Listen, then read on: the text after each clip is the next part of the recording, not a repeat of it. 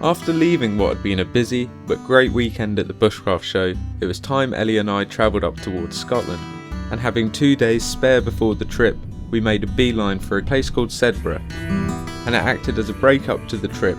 We could explore some of the local beautiful spots that Cumbria had to offer, and despite the evening drawing in, it was just evident we were journeying into a beautiful landscape. Having the rooftop tent set up, and having acquired some firewood from the deadfall on the edge of a local woodland, I'd set up my folding fire pit that I picked up on Amazon a while ago and got a good bed of coals going for the muntjac backstrap that we were having for dinner. This was from a buck that I'd harvested after completing my DSC-1 training, and it was a really tender, fresh cut of meat. I was illuminating the area with a non-intrusive candlelight light that came from the Through Night T1S, an incredibly small but powerful waterproof torch, and hosts an impressive maximum of 1500 lumens with a throw of about 200 meters. Not only that, but it has the firefly mode that emits a dim but useful light to give a soft glow to see what we're doing whilst we prepared for the evening's well-earned rest. With such lovely weather blessing us, it seemed rude not to take a hike into the village of Sedbergh. Following dry stone walls lined with blackberries, a bit further along in their development than down south, and adjoined by churches and a rugby pitch that would later be heaving with local teams practicing on, it was evident that Sedbergh is a quaint village.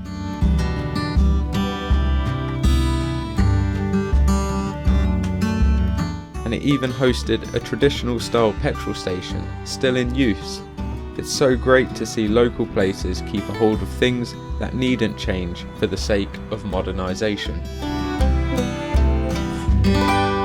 And speaking of tradition, we even found a quaint shop on the high street, housing 3 women who were hand weaving bags, scarves, and making all sorts of textile products on hand-operated looms. They were using local wool, and Ellie even picked up a beautiful, unique bag to support them, and to have something to remember the trip by, something special.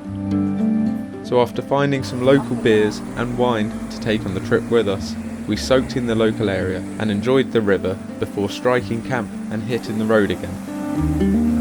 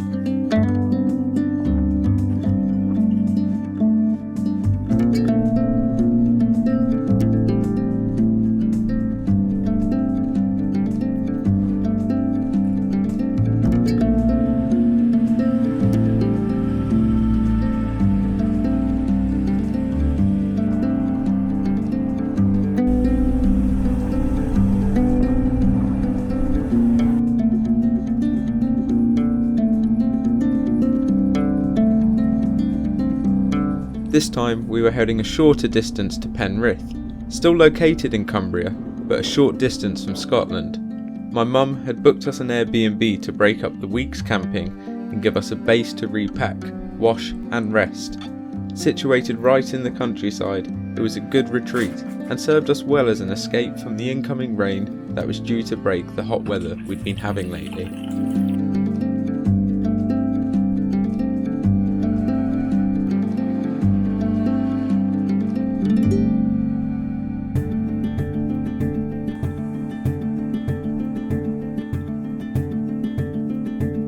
After repacking the truck, picking up a few supplies and finding a local coffee shop, we found ourselves in Kirkoswald. Tucked away on the side of the River Eden, it was surrounded by rolling hills, which had nestled in it a ruined castle. In 1210, it had received a license from King John to fortify the existing manor house with crenellations, and it still displays some of the impressive red sandstone construction.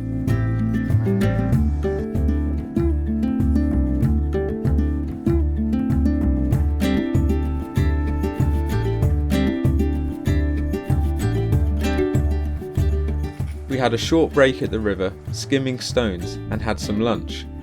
Then hit the road and made the short dash for Scotland. And almost instantly, after crossing the border, you could see a polar shift in the landscape. Maybe it's just me, but it feels like a switch is flicked and you're back in a landscape that England should showcase more often, and rarely has to offer anymore, with a growing obsession for concrete jungles becoming ever present.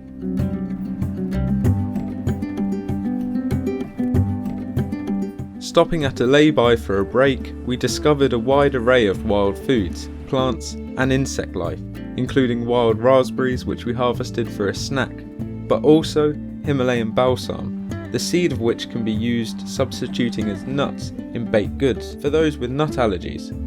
There's hogweed, which the dried seeds can be used as a cardamom substitute. Nettles, cleavers and even rosebay willow herb, a great medicinal plant and a firelighting aid in its later season.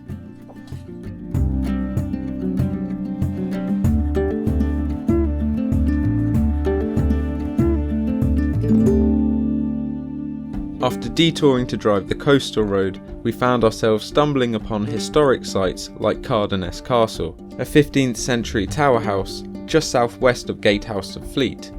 It was owned by a wealthy family, but unfortunately many of these sites were closed due to restoration work, which can be frustrating but is essential to their longevity and protection for future generations to admire and remember.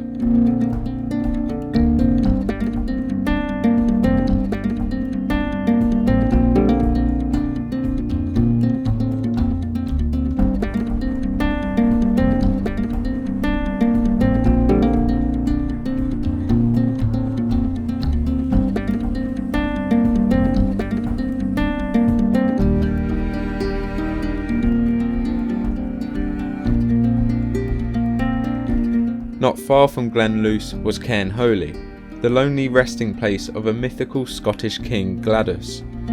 The pair of Neolithic burial monuments are now open after the covering stones were robbed later in history.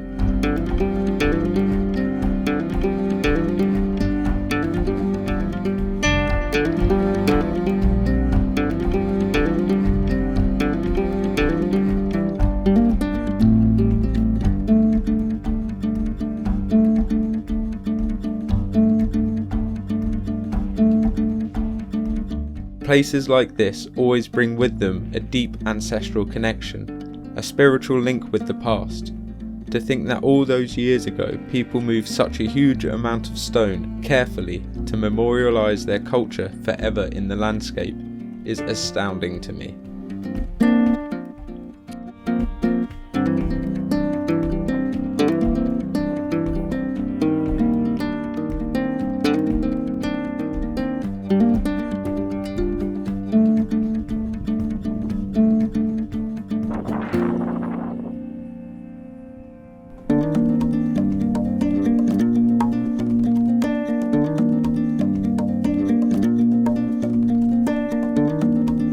With so many sights to see, we moved on to Glenluce Abbey, another historical site nearby, and a good place to see the original style of masonry local to this area. Again, with it being shut off to the public, we could only gain glimpses of the impressive architecture, but I could imagine the cloister in its golden days, once providing an incredible centre of learning and hub for agriculture. Being so near to the coast, it would have been rude not to baptise the trip with a quick visit to the shore of the tidal loch Ryan. Doing so many miles, it's important to break up the journey, and even after installing an aftermarket cruise control system from CanMate, it was nice to keep stretching the legs.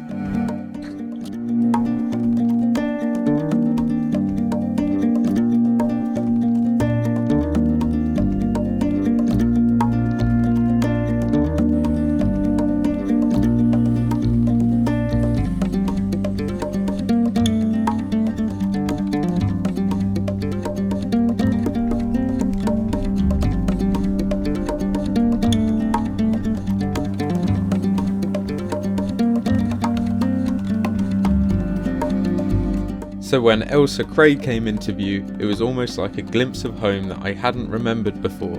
My mum was born in Girvan, a small fishing town that was eerily our final destination for the Lucky Hunter competition that I'd won. This huge rock dominates the sea, a rugged peak where the unique granite curling stones for the Olympic Games are quarried. It still hosts a lighthouse, and only until recently was inhabited by a local family.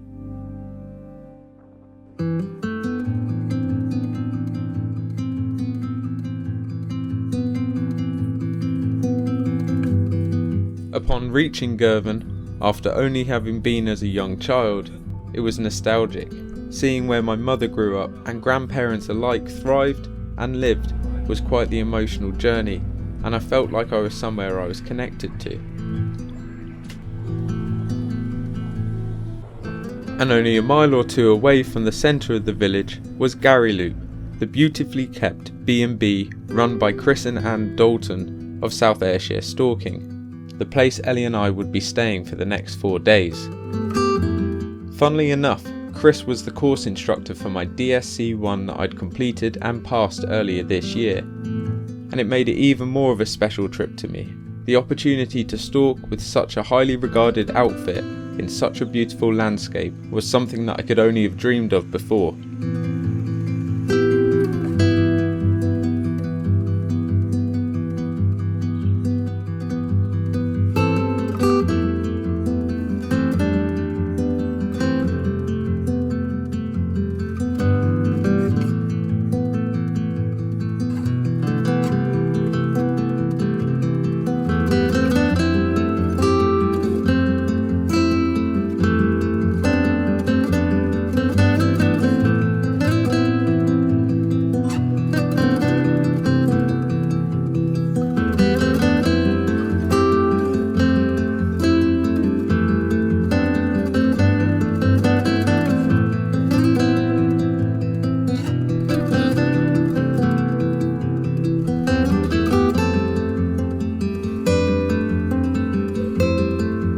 Walking around the small holding, it was inspiring not only to see an incredibly well-fitted game processing area, fully sorted with chillers, gralloching areas, but also to see the garden, bees and livestock present.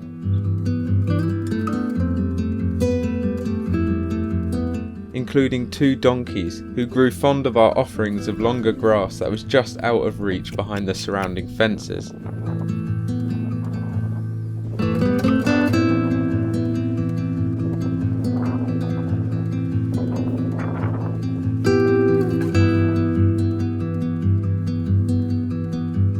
And to top it all off, hidden away at the top of the property was a beautiful summer house, something straight out of Montana, backing onto a woodland border with a perfectly set up soil backstop shooting range. Just a little slice of heaven.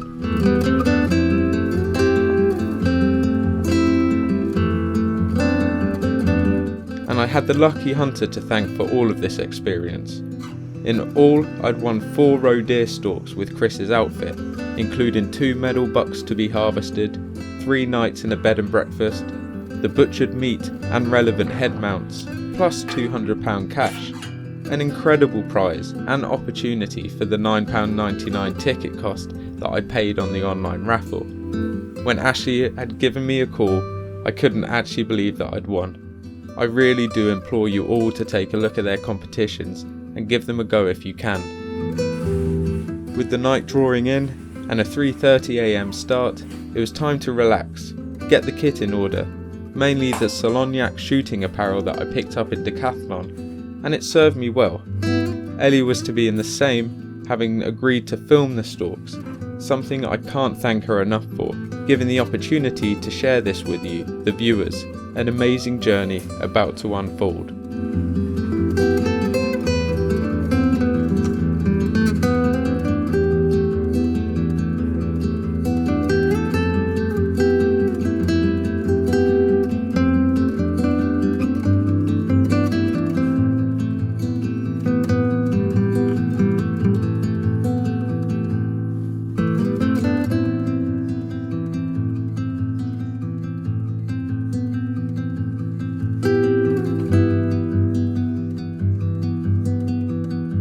So join me next time, stalking roe deer in Ayrshire, for what may or may not become a lucky hunt.